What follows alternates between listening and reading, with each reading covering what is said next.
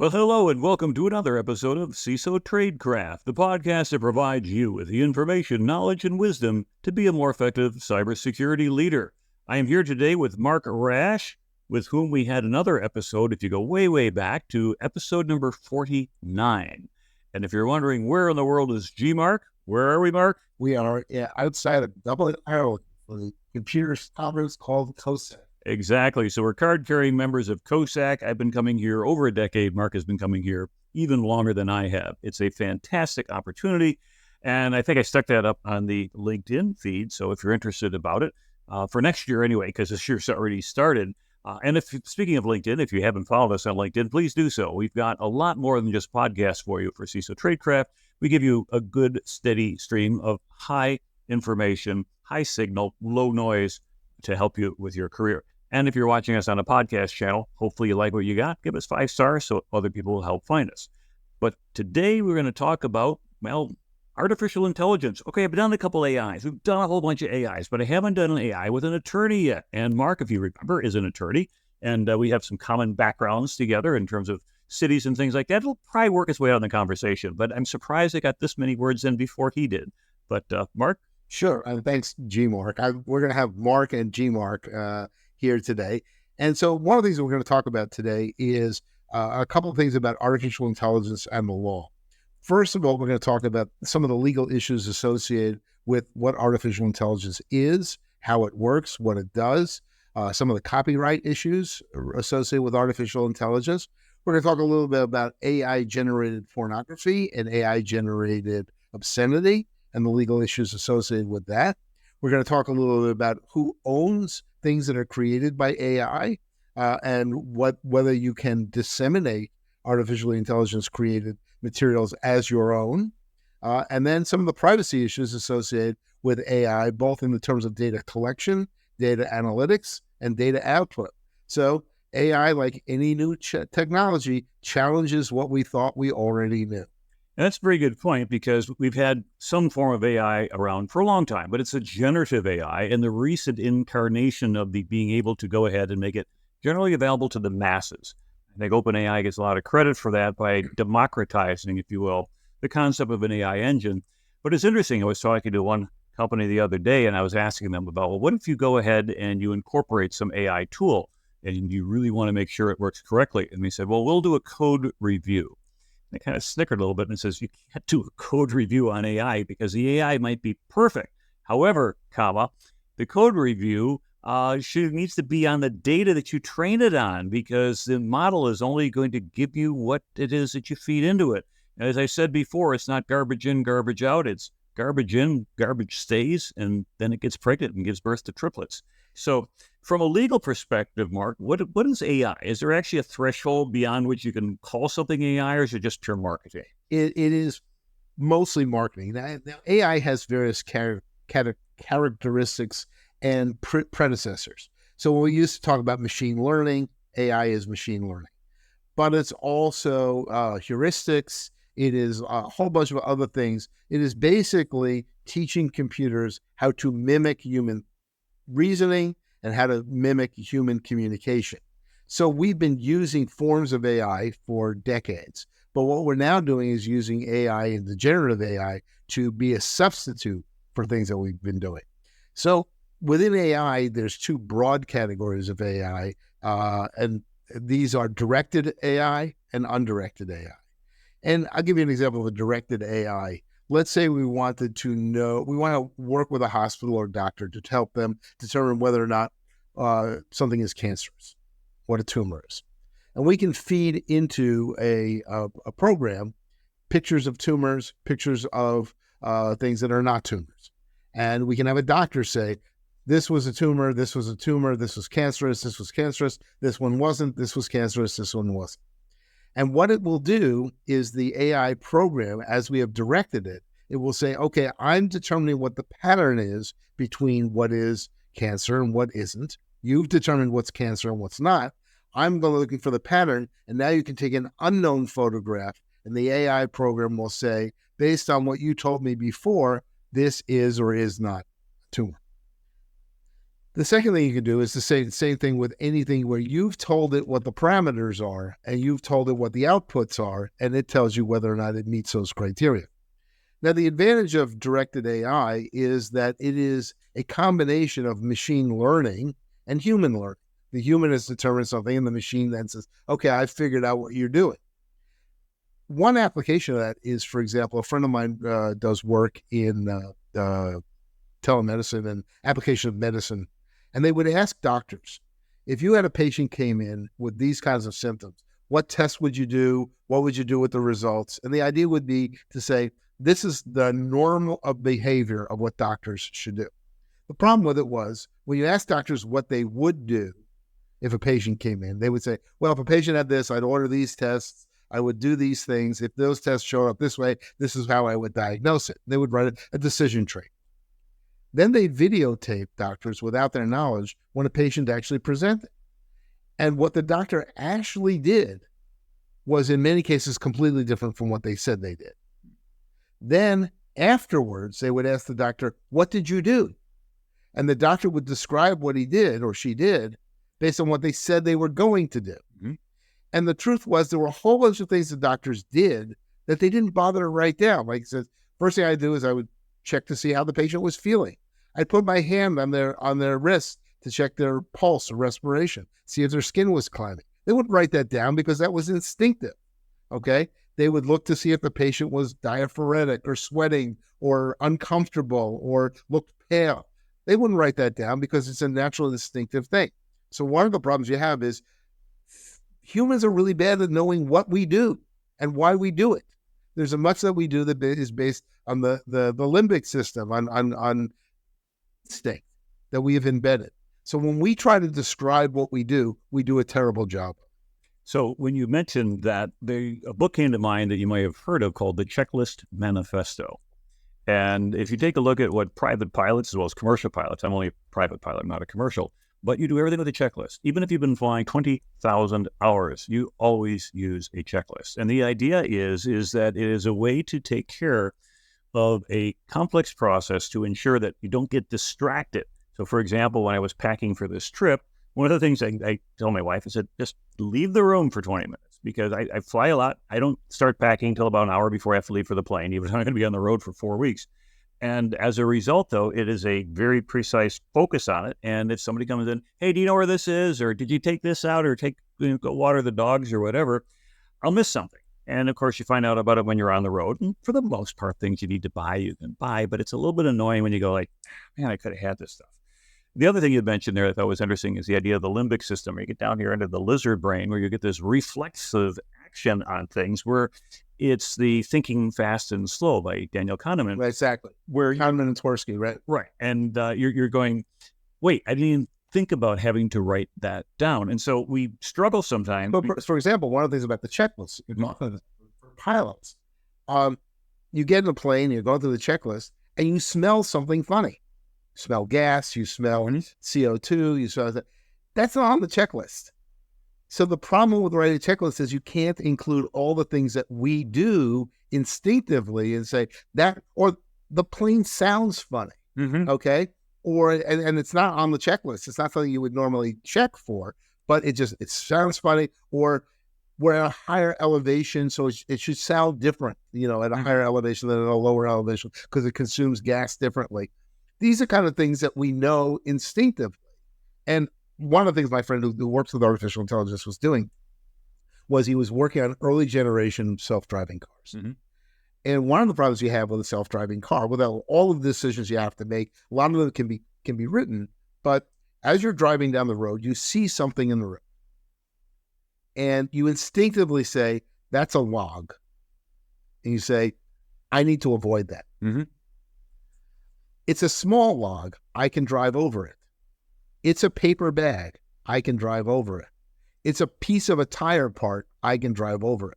And you make an instinctive reaction to which things you need to come to a stop for, which things you need to avoid, and which things you can just go over. And that's because we have in our brain a database of every object we've ever encountered, mostly, and every orientation of that, and can make an instant reaction to that. But if you were to ask, like I would ask you, what is a chair? And then try to describe that, then you could have, well, most of us think of a flat surface, which will have probably 4 legs. It could have maybe 3, but often will have a back, maybe arm rests, et cetera, designed primarily for humans to sit on. Right. Is a bench a chair? This is the whole, is it as a hot dog a sandwich kind of thing? Mm-hmm. And one of the problems is tomato a fruit. Is tomato a fruit. And you have chairs, beanbag chairs. You have chairs that are designed to look like a baseball glove. And so we have a functional analysis of what a chair is. And when we look in a room, we can say, oh, that's a chair. It's very difficult to teach a computer that kind of stuff. And so when we talk about machine learning and artificial intelligence, it can approach human thought. Now, one of the problems is if you direct something, you are embedding whatever you're directing with whatever biases or prejudice you already have. Right. Whether they're conscious or unconscious. That's right. And it could even be on the training data. For example, if you have a hiring database and for 10 years, you said, hey, we know exactly who we hired over the last 10 years. So let's go ahead and run that as a training set, and now we'll start hiring new people. Well, it might have turned out that 10 years ago, because of where you were in the company or the type of jobs, you might have been primarily white males that were applying for jobs. And now today you find out that females or people of color don't score as well. And it's not because you're trying to go ahead and discriminate, but the database had a skewed input, and that's all the computer is going to know in a directed model. Right. Now, you'd mentioned an undirected model. How does Well, the other problem with directed models is this. There's a tyranny of what can be measured, right? So when you're talking about a directed model or an undirected model, you're talking about data analytics. That means it's something that can be actually measured. And what an example is you have a baseball team, and you want the baseball team to win. And you have 2 choices. One is you can train the computer into what are the rules of baseball, what is the object of baseball, traditionally what have teams won, and look at whether it's better to try to steal bases or not steal bases or bunting and things like that. Or you can say, I'm going to feed into this computer every baseball game ever played. It's going to figure out what baseball is. It's going to figure out what the rules of baseball are. It's going to figure out what the object of baseball is, and it's going to tell me what is the things I should be doing if I want to win a baseball game. Now, in the undirected one, where I just feed all the data in, I don't tell it what data points are important. I don't tell it. It figures out what the rules are after watching a lot of games. And it comes back and says, I have figured it out. The number one thing you should do if you want to win a baseball game is wear blue socks. Or chew tobacco and spit. Now, what's really interesting about undirected AI is we, as students of baseball or whatever, will say, oh, that's stupid. And we will reject the results because it doesn't comport with our biases or prejudices. And it may turn out that, yes, it's right, but we're not going to accept it because it's stupid and makes no sense to us. That's where the idea of AI being creative comes in, because really AI, particularly generative AI, is just simply mathematical modeling where your tokens are often words. So something like a ChatGPT is just trying to come up with the most logical next word in a sequence. And if I say peanut, you might say peanut butter. There are other things, but peanut butter, and then keep going. Peanut butter and jelly, peanut butter and jelly sandwich. And if you say do it again, you might get peanut brittle for Christmas gifts, or then you might get peanut allergies. And eventually what's going to happen is that if you have it dive deeper and deeper into these lower probability associations, it comes up with something that you and I as a human professional would have rejected long before we got to that because it was just so counterintuitive. But you look at it and go like, wow, that's brilliant. It's created something. Really, all it did is it just took the data we gave it and came up with non-obvious relationships that we would have rejected out of hand. One of my favorite things is I have a game on my computer called Akinator, and it's a form of 20 questions. Okay. And you think of a person or place or thing, and it asks you questions trying to figure it out. And what's interesting about it is that the way it asks questions seems completely illogical. So it'll say, is the person over 40 years old? Are they an American? Are they a real person? Okay, all of that is great. then it'll ask some weird question. Whereas if you said like, okay, it's a person over the age of 50, they're associated with sports in New York, it's baseball, our mind will start from the broad and try to work our way narrow. It will ask a weird question like, do they have red hair? And that's not the way we would narrow it down. But what it's doing is it is using its own algorithm to figure out what is the best question to narrow this to the fewest number of questions. It's not the way a human thinks. So in one way, it mimics human thought. In another way, it doesn't. Another example of the problem with AI is that AI has a very bad time dealing with outlying data. So an example would be a woman goes for a blood test, and the blood test comes back with a high PSA, prostate-specific antigen. Okay? Now, if a doctor got that result on a genetic woman, all right, what would the doctor assume? That there was this crossing of the samples. Yeah, somebody screwed up. Somebody screwed up. Right. He would reject the test, order the test again. The problem with the AI is trying to fit the data to the model. So the AI program will come up with the one obscure disease whereby women can produce prostate-specific antigen, okay? Whereas we, because we have experience, say the most likely scenario is it's bad data. All right, so that's another problem with AI. So you're dealing with the garbage in problem. The data that we're using is biased, many times in ways we don't know. It is incomplete, many times in ways we don't know.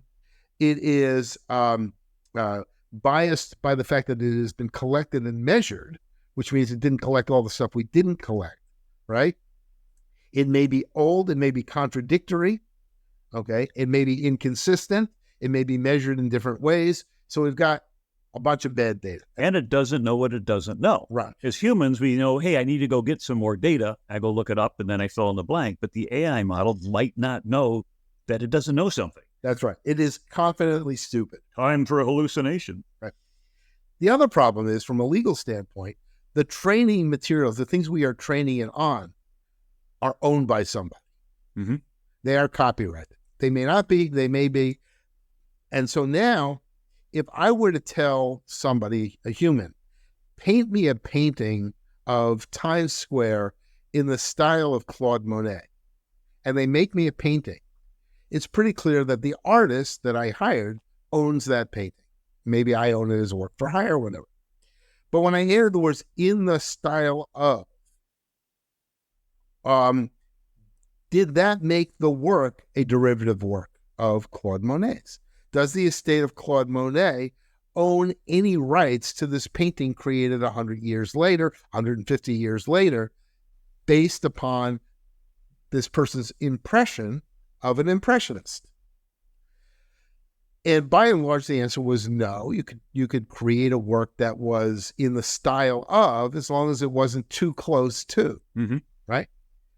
In the area of AI, we don't know the answer to that. If I say to a program, write me 10 jokes as if they were written by Sarah Silverman, and I pick her because she has lawsuits against this, it will do that.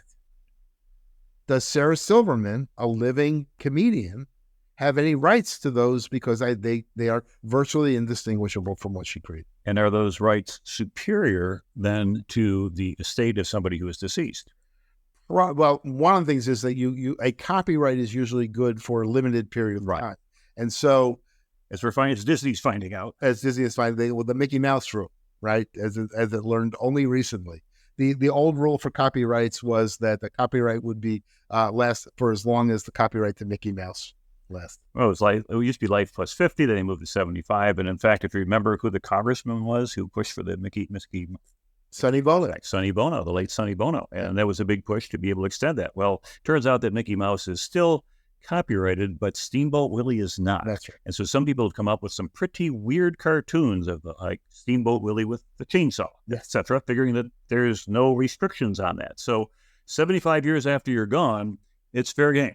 Well, sort of. I mean, there are all kinds of ways to extend and do that. But by and large, a copyright is intended to be a monopoly, a license that you have for a limited period of time. But within the copyright, you have certain uses that you're allowed to make and certain uses that you're not allowed to make with a copyrighted work. And can I use a copyrighted work to train an AI program? Forget what the output of the AI program is, just to do training of the AI program. Can I have a computer read every book ever written? Well, can I go ahead and buy the book? So I have actually compensated the author in whatever mechanism at whatever price the author has chosen, and then train on it. Because at that point in time, I would think that if I'm a kid and I'm doing a book report and I have to read Light in August by William Faulkner, if I write a book about what happened in that particular or an essay on that, I have to draw from that. And The short answer is no, because when you buy a book, what you're buying is ink on dead trees. okay, You're buying a license to read the book and quote from it in certain ways, but you don't own the intellectual property in the book any more than I own the music on a CD. And that's the other problem is we've got these rights that are embedded within physical media, and then rights that are embedded that are separate from physical media. And the Supreme Court had a case a number of years ago about somebody who was buying cheap textbooks in the Far East, in Asia, and selling them in the U.S. market. And because it was physically buying physical textbooks, even though, so there was a two-market system. There would these books would cost $200 in the States, and you could buy them for $20 in Indonesia because it was a different market. But there was a limitation on resale. And the guy was buying them in Indonesia and selling them in the United States. And he was sued, and the Supreme Court said, under what's called the first sale doctrine, because he bought them there, he could resell them because what he was reselling is the physical book with the and they'd already been paid for. So that's your argument. What he didn't own was the intellectual property. So he couldn't print his own book. right. And that makes sense. How about medication? So you have all the same issues there, but now you add FDA regulation and the like to it. So you get into, could I sell a product here and name it? Now you get into trademark issues as well. Or the Canadian pharmacy where they say you can go ahead and buy your whatever it is that you're looking for, which maybe leads us into the next one, the AI gen porn, but the idea you can go ahead and get little blue pills for less because they come from across the border. Well, I'm going to say something else, which is called the monkey selfie. Okay, the monkey selfie. Okay, I've not heard of that. So it's actually not a monkey, but I think it's a macaw. But there was a case involving a macaw. They gave him a camera, a digital camera, and he took a bunch of pictures. And one of them he took was a selfie. And the question was, somebody posted that on the web, and the question was, who owns the copyright to that picture? Should be a human. Well, no, Or a company. The first thing is the creator is the one who owns the copyright. And that's a real problem in the area of digital porn, because if a boyfriend takes a naked picture of the girlfriend and then posts it online, she cannot get that removed under copyright law, because the holder of the copyright is the person who took the picture, not the person who's depicted in the picture. This is advice, by the way, to our listeners. Well, it is a major problem about revenge porn and right. And so some of the remedies that you have under copyright law may not be available, but there has to be an author. And in the monkey selfie case, there was no author, no human author. So you cannot be copyrighted. So it was not able to be copyrighted. Okay. Now you go to AI. If I ask AI to generate something for me, write a 1,000-word article on this subject. Number one, is it a derivative work of all the stuff that it researched? And number two, is it even possible to hold the copyright on that? Because it's interesting, because you think about it, and what I have read out is questions like on the copyright holding, that there's a couple ways. We talked earlier about life plus 75. Or if the company is 125 years. And so if you're going to have a company you're going to live 50 years longer than your company, you're probably better off with the first, otherwise you get the second one. But ultimately, copyright laws, as you'd said, is a limited monopoly for the creator of something or somebody who buys the rights to something. But it does bring up an interesting question in the world of AI as we get more and more things that are coming out of the AI genesis. Is it the owner of the data that it trained on, which appears to be the lawsuits that are going against the AI companies? Right? Is it the owner of the model builder, the person who spent $1 bazillion in training it? Is it that Satan's? Right? Is it the person who actually wrote the code, who spent years writing the code, Right. and then you had the code, the training database, and then the actual run of the training? Or is it the person who actually created the prompt? Write me a romance novel in which this is what happens. Somebody on a beach, they fall in love, and he eventually breaks her heart. That's the whole prompt. And I said, write me a romance novel based on that. I'm doing very little work. All the other things you're talking about is doing the heavy lifting. If at the end of that I say, you know what? No, here's what I want to have happen. In Act 1, Scene 1, they meet here. This is what happens. This is what he says to her, blah, blah, blah, blah. And now it generates, fill in the blank so that you go from an outline. Right. And now I say, okay, well, yeah, do that. But this time, make sure that she is more of a dynamic figure. He's more of this. And then I'm crafting something. Now there's a lot more input by me as the prompt writer. Does that take it over the threshold? So now it's my work rather than the AI's work. Or what about, let's continue it one step further. Okay, AI produces this story. I now load it into my Microsoft Word and I start editing it around. I change this and I move that around. And now I've made some alterations based upon me taking my idea prompt, right, running it through an engine, which gives me some working. It's like now I have I mixed up the dough and I rolled it out. Now I'm coming in with the cookie cutter, cutting out only what I want and throwing away the rest. At some point, it becomes your work. It becomes my work again. And the answer is we don't know when that is. And that goes to the fundamental core question is whether or not the output can be copyrighted at all. And if so, who owns the copyright? And that becomes important because one of the things you have in legal agreements is confidentiality. And you say, who owns what within the relationship? And when stuff is generated by AI, we don't know the answer to those questions. And applying that in the security field, there are all kinds of cool things you'll be able to do with AI. One of which is you can say, based on all my documents, write me a robust information security policy based on the law, the regulations, and what I am actually doing. So you can now have a tailored information security policy. Write me an incident response plan. Write me a dynamic incident response plan based on changing circumstances. I'm in the middle of an incident. What should I do now? All right. And then the question is, who has liability if it's wrong? What if I follow the instructions? So we are literally 18 months into an AI journey that will take decades. It's interesting because you talk about policies and things such as that. I do some mentoring and try to help people with their careers. And I was talking with a lady this past year up in the Washington, D.C. area who has made her career, wanted her career to be about writing policies and IT security policies and this, that, the other thing. And she had this pricing model where she thought she was going to make this much money. And then as Gen AI came out, I said, well, here I've got this thing. And all of a sudden her number's getting down lower and lower until finally, you need to find something else to do. That's right. Because although there is value if you want to say, I want to hire somebody like Mark, who's been around for 35, 40 years in this career, who understands it, who's an attorney, who's got this great training, who's got this great background. That's a bespoke type of a creation that I might want to create and pay for.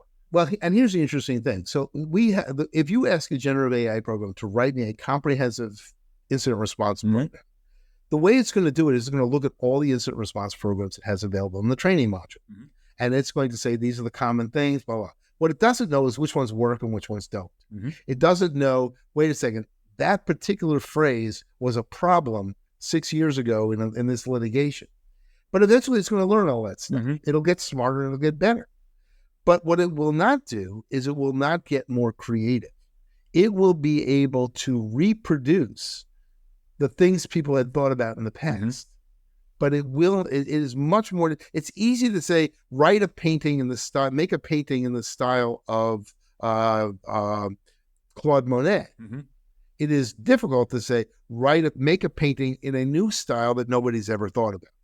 And from that perspective, if you define a style, I like broad brush strokes. I prefer to have primary colors. Right. I'm looking for something that would tend to be a watercolor, so it's going to diffuse. And all of a sudden, if you don't have very good artistic talent, could you still become an artist if you're able to go to something like a DALL-E and give it enough detail where it could interpret that and say, well, I have seen watercolor, I've seen primary colors, I have seen Andy Warhol stuff, I have seen Monet, and now this is yours and you can call it yours. I think at some point it becomes unique enough. And now the problem is whether you can prevent other people from making artwork in your style. Or music. Exactly. And when you look at creative things such as artwork or music, etc., as compared to a chair, which is a functionality, you can measure the functionality of the output of the chair. If you sit in it and you fall to the floor, it's probably not very functional. But is music functional? Is art functional? Music and art both evolve. They serve a function, okay? And it can be an emotional one, it can be an expressive one, it can be a communicative function. There are lots of functions that it can serve. But good music, I think everybody agrees on what's bad music and nobody agrees on what's good music.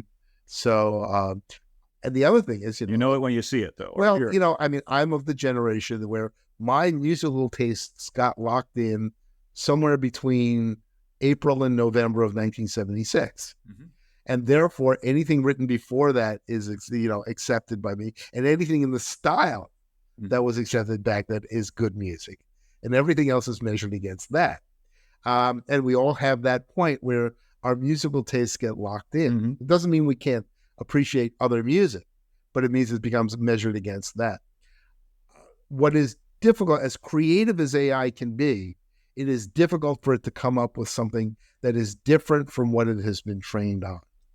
And that's because of the fact that it's, at the end of the day, just a bunch of numbers. It's a mathematical relationship between what pairs or triplets or whatever as it's seen in the training data. Right. And then it's going to simply say, hey, I have seen this, but it's like George Carlin had a routine years ago. Remember, things that you'd never hear, like, hand me the piano. Right. When they probably went downhill from there. But the idea was it was non sequiturs that we would kind of laugh at.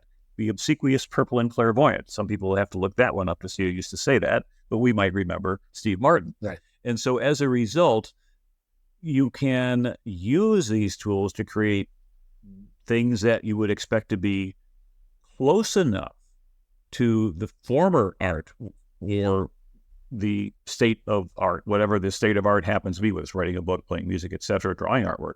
But it's not going to go off on its own. And that's one of the things that is human. Or it might, and in ways that are unexpected, And then the thing is that a deterministic or a non-deterministic process? Because at the end of the day, and that's always been the problem with random number generation, is computers don't create random numbers. They do pseudo-random, but unless you have some sort of random source, such as cosmic rays or radioactive decay or something like that, you can't get purely random. And that's been a crypto problem for years and years. You pointed out one of the big problems with AI is oftentimes, let's say you have an AI program that is assisting in telemedicine or remote medicine, whatever else it is.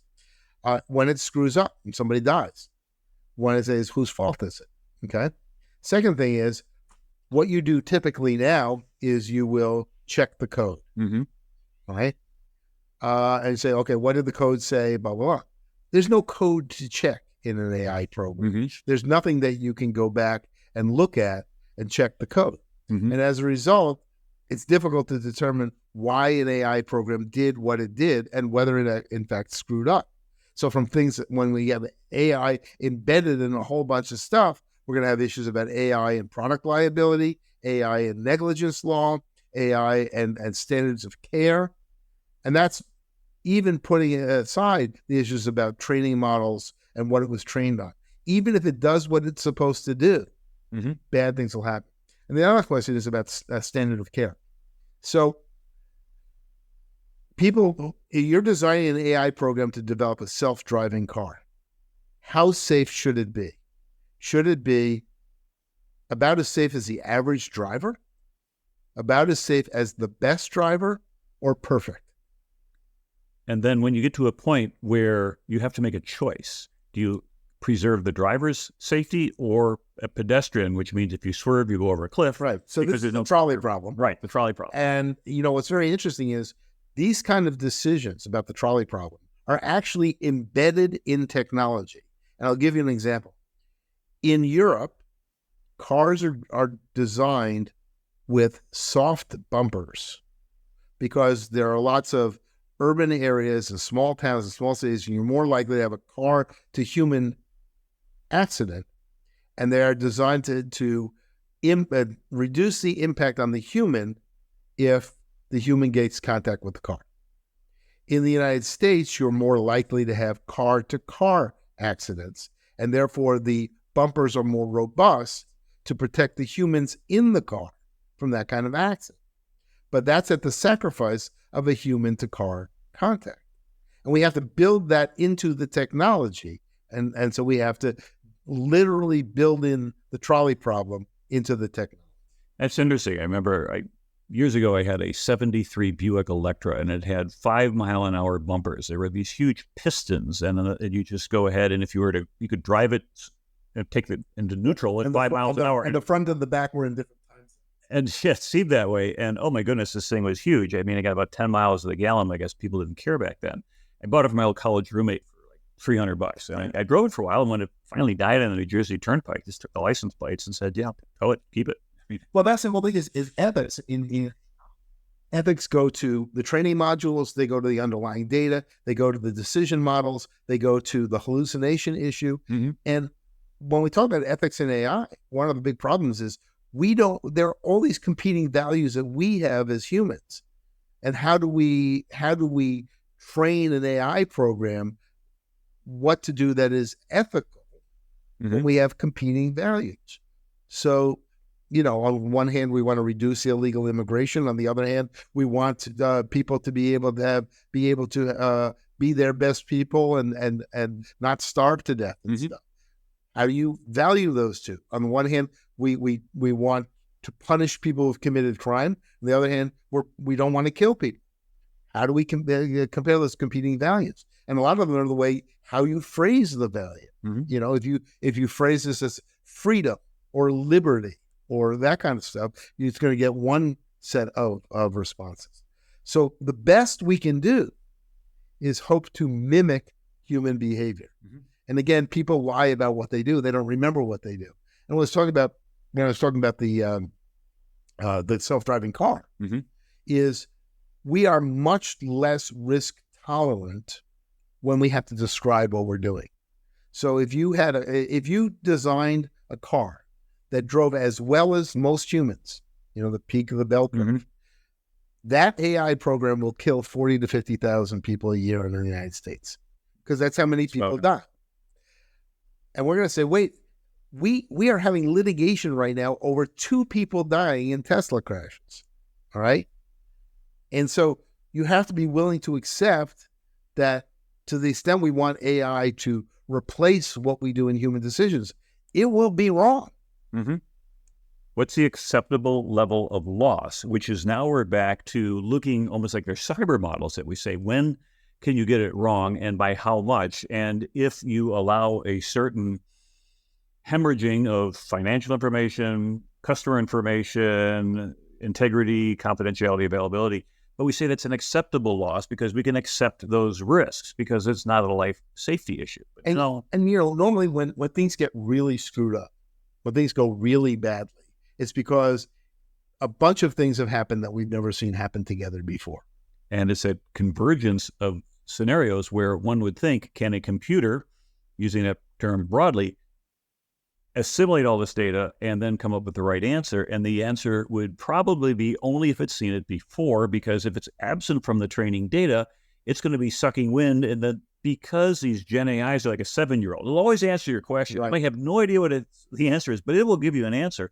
It's going to go instead of the 0.1, 0.2 to the 0.0001. The only thing it can find that could be a non sequitur, it could be something out of science fiction. It could have been anything. If you look at the CrowdStrike problem, 5 or 6 things had to go wrong for CrowdStrike to have been able to do that. I'm not sure an AI program would have been able to predict all of those things. Perfect storm, if you will. Storm, right. There are some things within information security that I think AI is going to do a fantastic job of doing. One of the things AI is really good at is looking for patterns in massive amounts of data. Mm-hmm. And when you think about things like intrusion detection, intrusion prevention, IDS, log monitoring, all of that stuff, including behavioral analysis of malware. Mm-hmm. Awesome. Yes. Okay. It's going to do a great job. But remember that these attack systems are iterative. Somebody is trying to defeat them. We're not against a static pattern. Mm-hmm. So people are using AI to say, hey, I want you to write malware that will defeat an AI prevention system. So there will always be this radar detector, and a radar jammer. And it's the same company that sells all of them. That's right. But I think in terms of the normal day-to-day stuff, that's an area where I think AI is going to be fantastic. The second area is in displaying information to humans. What do I need to know? And it won't know what you need to know, but it will know what it has displayed to you that you acted on last time. Mm-hmm. And it'll say, based on what you were acting on last time, this is what you need to know. The third thing is that I think AI will be really good at is pattern, anything that requires pattern analysis. And a lot of what we do, like developing incident response plans based on real things rather than what we think. Writing policies that are geared towards real things. Data flows. Where is my data flowing, right? Or, as we learned from the Israeli pager problem, looking deeply at the supply chain issue. Mm-hmm.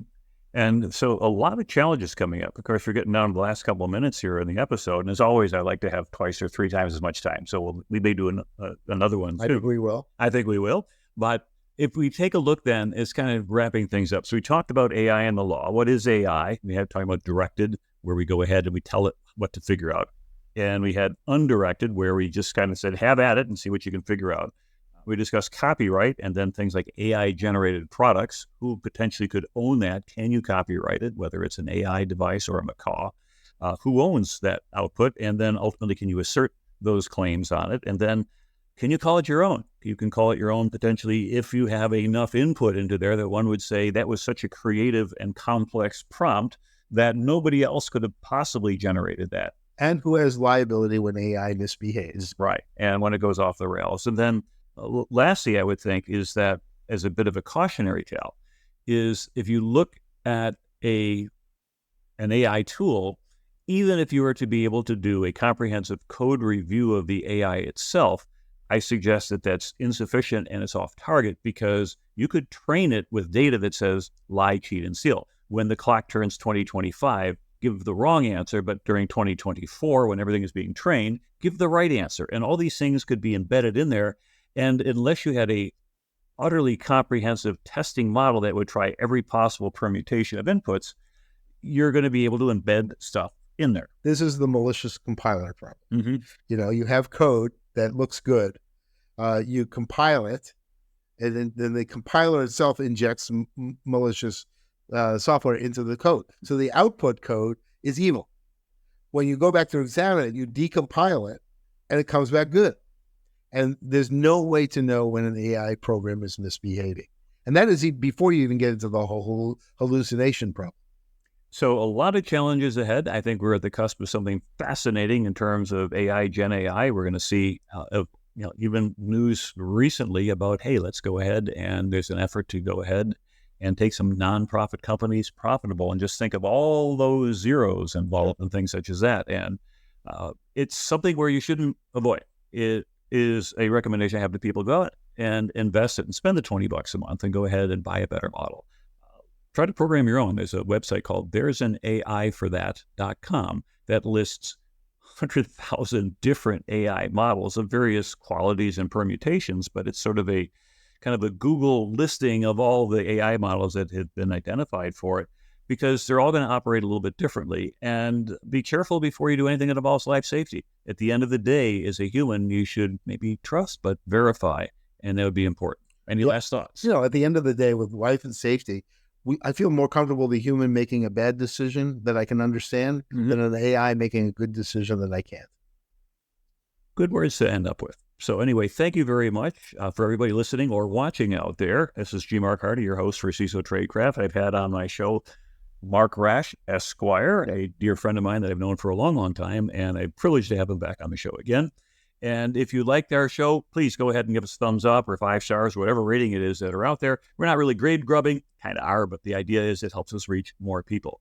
But until next time, thank you very much for tuning in and stay safe out there. Stay safe.